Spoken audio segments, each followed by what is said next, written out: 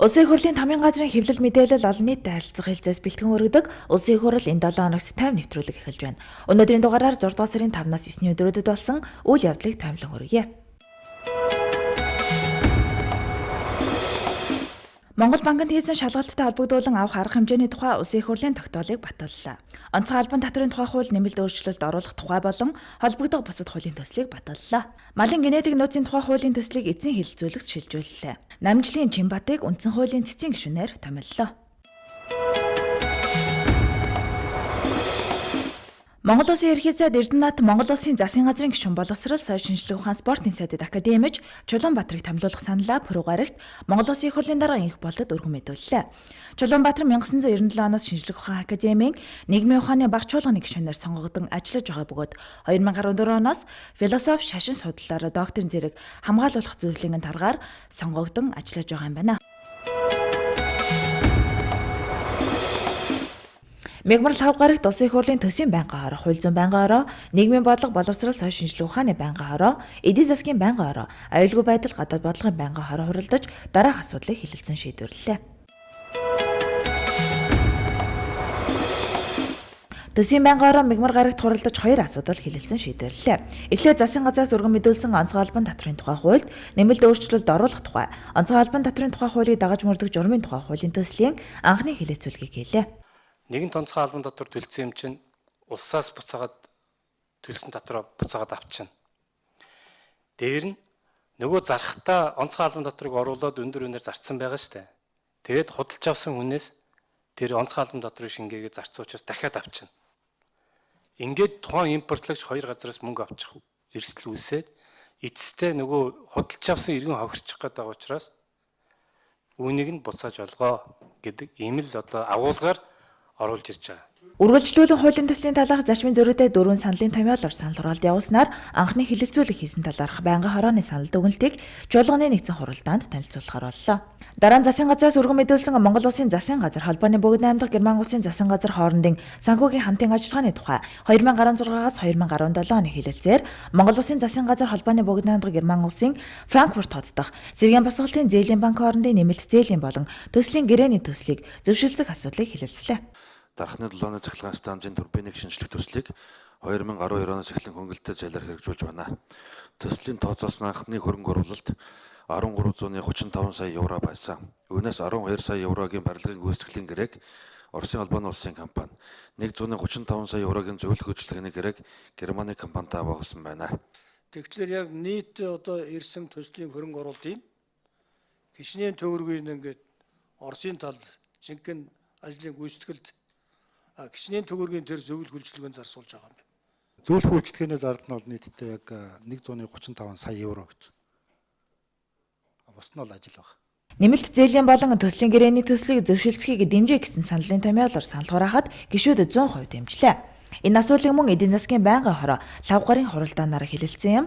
Байнгын хороо санал дүгнэлтээ аюулгүй байдал гадаад бодлогын байнгын хороонд хүргүүллээ. Хууль зүйн байнгын хороо Мегмар гарагийн хуралдаанаараа эхлээд прокурорын тухай хуулийн шинжилсэн найруулгын төсөл болон холбогдох бусад хуулийн төслийн эзэн хэлэлцүүлгийг хийсэн юм.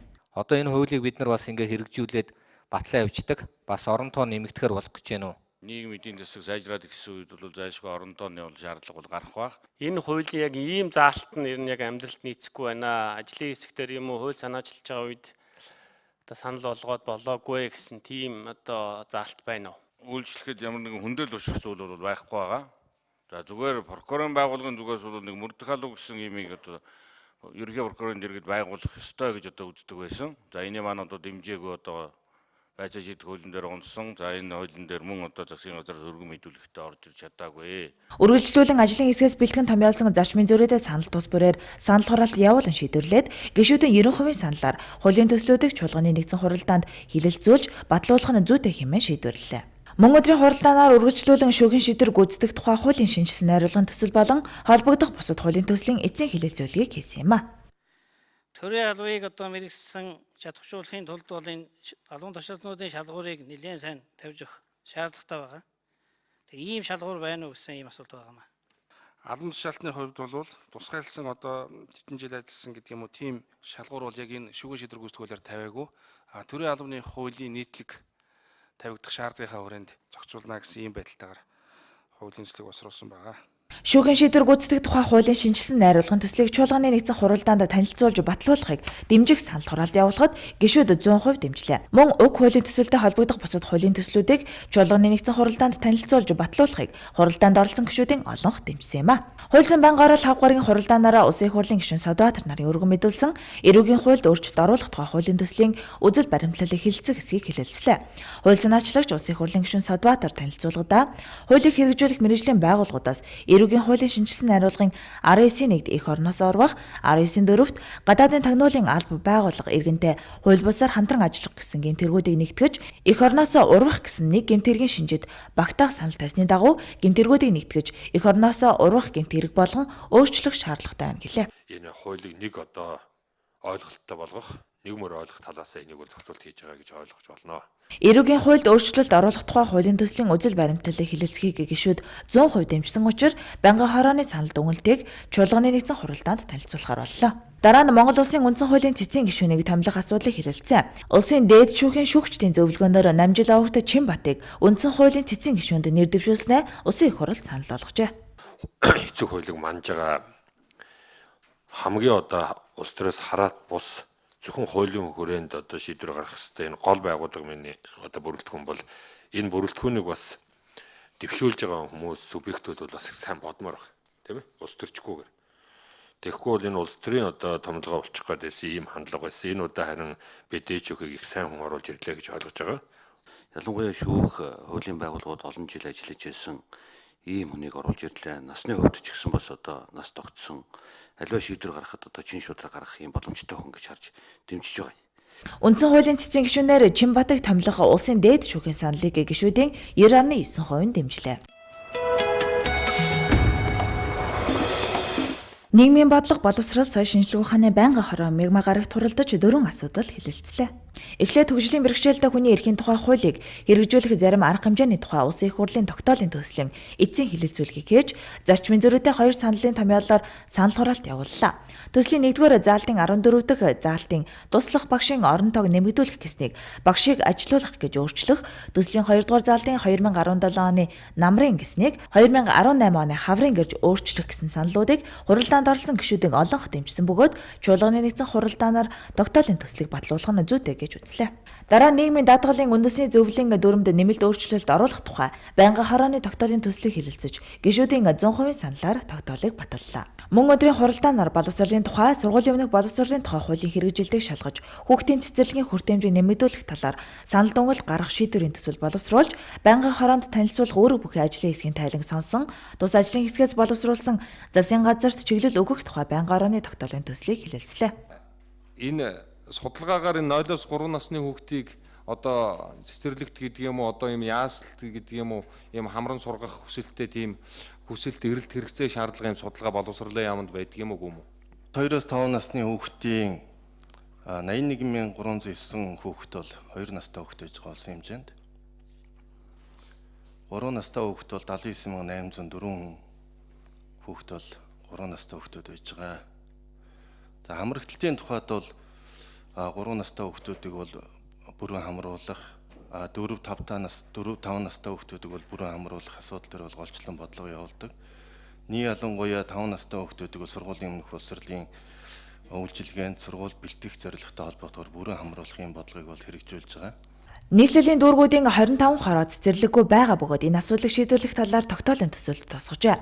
Түүнчлэн хот өдөөгийн цэцэрлэгүүдэд өргөдгөл хийх, хувийн хвшлийн болон байгууллагын цэцэрлэгийг барих санаачлагыг дэмжих, улсын хэмжээнд ашиглалтын шаардлага хангахгүй болсон цэцэрлэгийг буулган шинээр барих зэрэг асуудлыг төсөлд тосгосон байна. Үргэлжлүүлэн төрөөс боловсролын талаар баримтлах бодлого батлах тухай Улсын их хурлын тогтоол, боловсролын тухай, дээд боловсролын санхүүжил, суралцагчдын нийгмийн баталгааны тухай хуулийн хэрэгжилтийг шалгаж, санал дүгнэлт гаргах, шийдвэрийн төсөл боловсруулж байнгын хороонд танилцуулах үүрэг бүхий ажлын хэсгийн тайлан сонсч, тус ажлын хэсгээс боловсруулсан засгийн газарт чиглэл өгөх тухай байнгын хорооны тогтоолын төслийг хэлэлцсэн юм а. Эдийн засгийн байнгын хорол хавгарагт хуралдаж 5 асуудал хэлэлцэн шийдвэрлэлээ. Энэ өдөр санхүүгийн зохицуулах хорооны 2016 оны үйл ажиллагааны тайланг сонслоо. Үйл хөдлөл хөрөнгөний даатгалын асуудал дээр одоо ямар ахиц гарч байгаа вэ? Компаниудын үйл ажиллагаа бол хэвэн явагдаж байгаа. За өнөөдрийн байдлаар бол даатлагын компаниудаа зөв статистик тоо мэдээлэл авч үзэх юм бол өнөөдрийн байдлаар нэг 208.4 тэрбум төгрөгийн хөрөнгөтэй байгаа. За хөрөнгийн хэмжээ бол жилээс жилд өсөж байгаа. Тухайлбал 2016 онд 208.4 тэрбум байсан бол энэ үзүүлэлт нь өнгөрсөн оныхоос нэг 20%-аар нэмэгдсэн байгаа. Үйл хөдлөл хөрөнгийн даатгал хамгийн гол орлого бүрдүүлдэг байх ёстой. Та энэ дээр анхаараа. Үйл хөдлөл хөрөнгийн даатгалыг гол анхааралтай аваа. Үргэлжлүүлэн чиглэл өгөх тухай байнгын хорооны тогтоолыг батлах санал хураалт явуулахад хуралдаанд оролцсон гишүүд 85.7% саналаар дэмжлээ. Мөн өдрийн хуралдаанаар үндэсний статистикийн хорооны 2016 оны үйл ажиллагааны тайлан хэлэлцсэн юм. Тайланд үндэсний статистикийн хороо нь улсын бүртгэлийн ерхий газартаа нэгдэж 2016 оны 7 дугаар сар хүртэл улсын бүртгэл статистикийн ерхий газар болж хамтран ажилласан талаар үндэсний статистикийн хорооны дарга ариун заяа танилцуулгынхаа эхэнд хэллээ. Тайлантай холбогдуулан байнгын хорооны тогтоолоор дотоодын нийт бүтээгдэхүүн ажилгүйдэл инфляц, ядуурын түвшин зэрэг улс орны эдийн засгийн нийгмийн нөхцөл байдлыг илэрхийлдэг статистикийн мэдээллийн чанар, үнэн бодиттой байдлыг хангах чиглэлээр тодорхой арга хэмжээ авах зэргээр ажиллах чиглэлийг өгөхөөр шийдвэрлэлээ. Үүний дараа үндэсний хөгжлийн газрын даргын мэдээллийг сонссонтой холбогдуулан байнгын хорооноос гарах шийдвэрийн төсөл боловсруулах үүрэг бүхий ажлын хэсгийн санал дүгнэлтийг сонслоо. Энэ үеэр улсын хурлын гишүүн Жавхлан Монгол улс эдийн засгийн коридор төсөлд онцгой ач холбогдол өгч үндэсний хөгжлийн газар бодлогоор энэ төслийг хариуцсан төлхөө анхаарч ажиллах шаардлагатай гэдэг саналыг хэлсэн юм а. Байнгын хорооны тогтоолын төслийг батлах санал хураалт явуулахад хуралдаанд оролцсон гишүүд санал нэгтэйгээр дэмжин баталлаа. Эдийн засгийн байнгын хорооны 2017 оны 5 дугаар сарын 30-ны мегмар гарагийн хуралдаанаар эдийн засгийн байнгын хорооны 2017 оны 2 дугаар тогтоолоор байгуулагдсан ажлын хэсгийн дүгнэлтийг үндэслэн Монгол банкнд хийсэн шалгалттай холбогдуулан авах арга хэмжээний тухай улсын хурлын тогтоолын төслийг хэлэлцэх үеэр улсын хурал дахь ардчилсан намын бүлэг 5 хоногийн завсарлаг авсан. Завсарлагын хугацаа дууссан тул хуралдаан дээрх улсын хурлын тогтоолын төслийг хэлэлцүүлэхийг үргэлжлүүллээ. 16 онд 1.6 их найт төгрөгийн алдагдал гарсан. За тэрний 355 тэрбум төгрөг нь хүүний зардал гэж байгаа. Хүүний зардал гэдэг бол төв банкны үн цасны хүүний зардал. Тэгэхээр бол мөнгөний бодлогоор гарсан ийм зардал гэж хэлж болно. 429 тэрбум төгрөгийн бас ийм алдагдал гэж байгаа. Энэ бол гадаад валютын ханшны зөрүүний гэж байгаа. Тэгэхээр энэ маань өөрөө Монгол банк өөрөө Монгол улсын нөөцийн валютыг өөр дээр байлгадаг.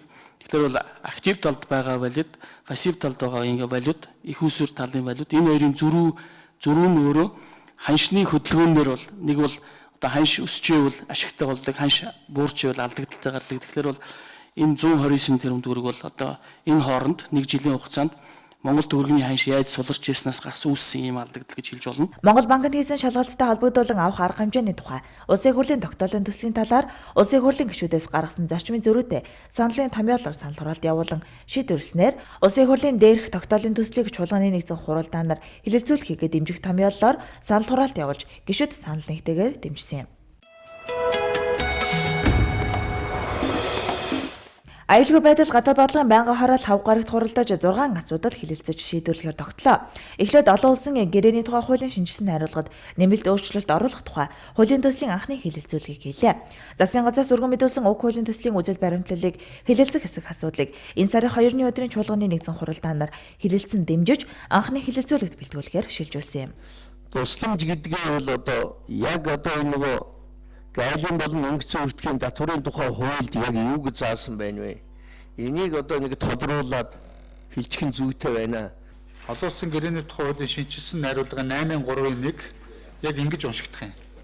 Гадаад улс таслал, олон улсын байгууллага таслал, гадаад улсын болон олон улсын банк санхүүгийн байгууллагаас олгох тусламжийн хүрээнд гайлын болон нэмэгдсэн өртгийн албан татвараас хөнгөлөх чөлөөлөх зохицуулт өгөх олон улсын гэрээ гэж. Тэгэхээр тусламжийн гэдэг үг нь байж байгаа. Улсын хурлын гишүүн Дүндээ Жанцан хуулийн төслийг анхны хэлэлцүүлгээр нь батлуулах гормын санал гаргасны хуралдаанд оролцсон гишүүд санал нэгтээ дэмжлээ. Мөн уг хуулийн төсөлдөө хамт өргөн мэдүүлсэн олон улсын гэрээний тухай хуулийг хүчингүй босонд тооцох тухай хуулийн төслийн анхны хэлэлцүүлгийг хийж улсын хурлын гишүүн инх болд хуулийн төслийг анхны хэлэлцүүлгээр нь батлуулах гормын санал гаргасныг гишүүдийн 90% нь дэмжсэн юм. Ингэснээр хуулийн төслүүдийн анхны хэлэлцүүлгийг хийсэн талаарх байнгын хорооны санал дүгнэлтийг чуулганы нэгдсэн хуралдаанд танилцуулж хуулийн төслүүдийг хэлэлцүүлэгт батлуулахаар тогтлоо. Дараа нь Монгол Улсын засгийн газар холбооны Богино аймдах Герман улсын засгийн газар хоорондын санхүүгийн хамтын ажиллагааны тухай 2016-аас 2017 оны хэлэлцээр Монгол Улсын засгийн газар холбооны Богино аймдах Герман улсын Франкфурт дах Цэргийн босголтын зээлийн банк хоорондын нэмэлт зээлийн болон төслийн гэрээний төслийг зөвшөөрлөх асуудлыг хэлэлцэж шийдвэрлэлээ. Засгийн газар хоорондын энэхүү хэлэлцээр нэмэлт зээлийн болон төслийн гэрээний төслийг зөвшөөрлөх асуудлыг улсын их хурлын төсвийн болон эдийн засгийн байнгын хороо хэлэлцэж дэмжсэн тухай санал дүгнэлтэд ирүүлсэн байна. Төслийн хүрээнд Арханга, Булган, Говьалта, Хөвсгөл, Хинтээ аймгийн сонгогдсон 89 сумд хамрагдаж нийт 120 мэлчээрийн малчны бүлэг 450 эмэгтэйчүүд давмгаалсан бүлэг дэмжлэг үзүүлэн ажилласан. Төслийн үйл ажиллагааг үргэлжлүүлж доктортой байдлыг хангах төслийн өрөө гажиг дээшлүүлэх үүднээс 906 сая $9 нэмэлт санхүүжилтийг хөдөөж хөгжүүлэх олон улсын сангаас авахар төлөвлөд байна. Ингээд санал хураалт явуулахад гишүүдийн 81.8% нь нэмэлт зээлийн болон төслийн гэрээний төслийг зөвшөөрлөхийг дэмжиж, засгийн газарт гарын үсэг зурхыг зөвшөөрөх нь зүйтэй гэж үзсэн тул энэ талаарх байнгын хорооны санал дүгнэлт хуралдааны тэмдэглэлийг засгийн газарт хүргүүлэхээр боллоо. Байнгын хорооны энэ өдрийн хуралдаанаар засгийн газар хоорондын төслийн санхүүжилт болон зээлийн ерхий хэлэлцээрийг сойрхон батлах тухай хэд хэдэн хуулийн төслийг хэлэлцэж дэмжлээ. Эхлээд засгийн газраас өргөн мэдүүлсэн Монгол Улсын засгийн газар хөдөө аж ахуйн хөгжүүлэх олон улсын сангийн хооронд байгуулсан зах зээл ба бэлчээрийн удирдлагын хөгжил төслийг нэмэлт санхүүжилтийн хэлэлцээрийг сойрхон батлах тухай хуулийн төслийг хэлэлцлээ. Тэгээ одоо яамнаас ямар бодлого байх гэж байна вэ? Энэ яг төслийнх нь зориултыг ингээ үзэхээр дандаа малчтын хоршоолол бүлгээр дамжуулна гэсэн юмнууд байгаа. Зүгээр өмнө нь хэрэгжиж ирсэн олон төслүүдээс хамгийн үр дүнтэй, хамгийн наалдцтай болсон энэ төсөл байгаа юм. Энэ яагаад гэвэл нүүбийн хүнс хөдөө аж ахуйн байгууллага өөрөө бас маш сайн судалгаа хийгээд тэгээд тодорхой хэдэн аймагуудаас 5 аймгаа сонгож аваад тэгээд тэн дээр ажилласан учраас бас харьцангуй байгаа.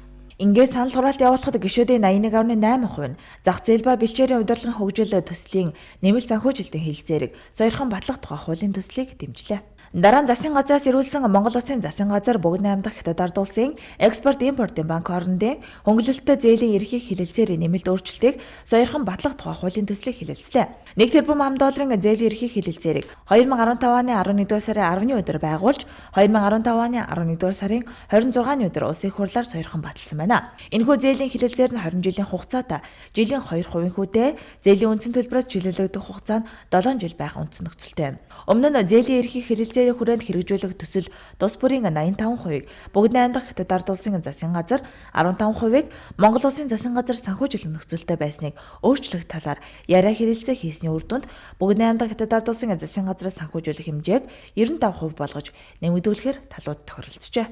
Ер нь бол энэ зээлийг бол засгийн газрын мөрийн үйл ажиллагааны 16-аас 20 оны үйл ажиллагааны мөрийн хөтөлбөрийг хэрэгжүүлэхэд санхүүгийн их уср болгож ашиглана гэсэн юм л тооцоод байгаа. Гишүүдийн 81.8% нь хөнгөлөлттэй зээлийн ерхий хэлэлцээрийн нэмэлт өөрчлөлтийг сойрхон батлах тухай хуулийн төслийг дэмжиж, чуулганы нэгдсэн хуралдаанаар хэлэлцүүлж батлуулахар тогтлоо.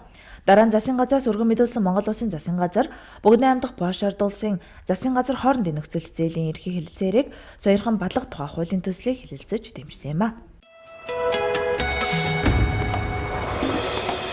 Улсын их хурлын нийгмийн бодлого боловсрол соёл шинжилгээ ухааны байнгын хороо эрүүл мэндийн яамтай хамтран 5 гарагт их хүүхдийн эрүүл мэнд сэдвт хэлэлцүүлгийг зохион байгууллаа. Хэлэлцүүлгийн үеэр улсын их хурлын гишүүн Саран Гэрэл их хүүхдийн эндэглийн төвшинг бууруулж, хүн амаа өсгөх дата нөхцөлийг хэрхэн бүрдүүлэх талаар хуульчилж өгөх хэрэгтэй байна гэлээ. Мөн үндэсний аюулгүй байдлын төвшөнд хүрсэн өр хөндлөлтийн асуудлыг хуулиар зохицуулах зайлшгүй шаардлагатай байгааг онцлон хэлсэн юм. Пүрэв баасан гарагт улсын их хурлын чуулганы нэгдсэн хуралдаан болж дараах асуудлыг хэлэлцэн шийдвэрлэлээ. Улсын их хурлын пүрэв гарагийн чуулганы үдээс өмнөх хуралдаанаар эдийн засгийн байнгын хорооны тогтоолоор байгуулагдсан ажлын эсхийн дүгнэлтийг үндэслэн боловсруулсан Монгол банкнд хийсэн шалгалттай холбогдуулан авах арга хэмжээний тухай улсын их хурлын тогтоолын төслийг хэлэлцлээ. Улсын их хурлын тогтоолын төслийн талаар улсын их хурлын гишүүн ажлын эсхийн ахлагч Аюур сайхан танилцуулахдаа хяналт шалгалтын ажил хамарсан хугацаанд Монгол банкны алдагдал жилд 2-оос 3 дахин нэмэгдснээр 2012-оос 2016 онд 3,19.3 тэрбум төгрөгийн хоримтлагдсан алдагдал үүссэн байна. За Монгол банкны алдагдлыг засгийн газар хариуцсан нөхөж байх зохицуулалттай тул Монгол банкны алдагдлыг улсын төсвөөс хаах нөхцөл байдал үүсчээ хэмээн танилцууллаа. Энэ хөтөлбөр хэрэгжих үед инфляц өссөн үү өсөөгүй? Буурсан инфляц 14%-аас 1% рүү буурсан. Хэрэглээний импорт өссөн гэж худлаа ярьж байгаа. Буурсан. Буурах байтугай үндэсний үйлдвэрлэлүүдэд бид нар дэмжсэн шүү дээ. Хамгийн гол нь өгсөн аж ахуйн нэгжүүд нь одоо тухайлбал 0.89-оор авлаа гэд тичнээ ажлын байрыг олгоо тичнээ татвар одоо улсад төлж өглөө гэд ингэсэн бол бас нэг өөр асуудал. Зориулт бусаар зарцуулсан аж ахуйн нэгжүүд байвал тэрийг нь хариуцлага тооцъё. Гэхдээ эн чинь ерөөсөө л хурал өөрийнхөө бүрэн эрхийн хүрээндээ л хийж байгаа гаргаж байгаа тогтоолол харагдаж шít. Энээс яагаад айгаад байгаа юм?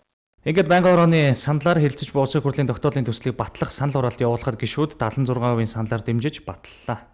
Пүрэв гарагийн чуулганы үдээс хойш хуралдаанаар эхлээд улсын хурлын гишүүн Судбаатарын өргөн мэдүүлсэн эрүүгийн хуульд өөрчлөлт оруулах тухай хуулийн төслийн үзэл баримтлалын хэлэлц хэсгийг хэлэлцлээ.